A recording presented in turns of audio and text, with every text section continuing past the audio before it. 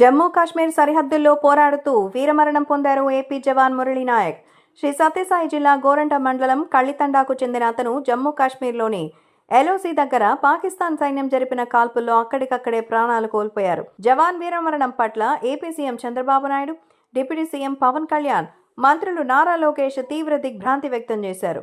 మురళీ నాయక్ కుటుంబానికి ప్రగాఢ సానుభూతి తెలిపారు.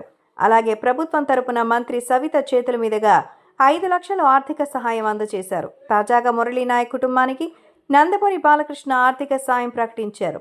మురళీ నాయక్ కుటుంబానికి అండగా ఉండేందుకు తన వంతుగా 1 నెల జీతాన్ని ఇస్తున్నట్టుగా నందమూరి బాలకృష్ణ ప్రకటించారు. మే 12వ తేదీ బాలకృష్ణ మురళీ నాయక్ స్వగ్రామం కలితండాకు బాలయ్య వెళ్లబోతున్నారు.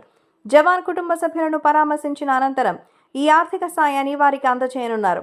బాలకృష్ణతో పాటు AP assembly speaker Ayyanna Patrudu జవాన్లకు సంఘీభావంగా తన నెల జీతం 2.17 లక్షలను నేషనల్ డిఫెన్స్ ఫండ్కు విరాళంగా ఇస్తున్నట్టు ప్రకటించారు.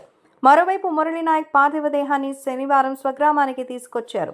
బెంగళూరు ఎయిర్పోర్ట్ నుంచి కళ్లితండాకు తీసుకొస్తున్న సమయంలో జై జవాన్ అంటూ రోడ్డు పొడవునా జనం నీరాజనాలు అర్పించారు. ఆదివారం మురళీ నాయక్ అంత్యక్రియలు అధికారిక లాంఛనాలతో నిర్వహించారు. AP deputy CM Murali Naik అంత్యక్రియలో పాల్గొన్నారు. ఇప్పటికే ఆయన కళ్లితండాకు చేరుకుని జవాన్ కుటుంబ సభ్యులకు సంబంధించిన వీడియోలు కూడా సోషల్ మీడియాలో ఎంతగానో వైరల్ అవుతున్నాయి. మరి కళ్లితండాలో విషాద ఛాయలు అలుముకున్నాయి.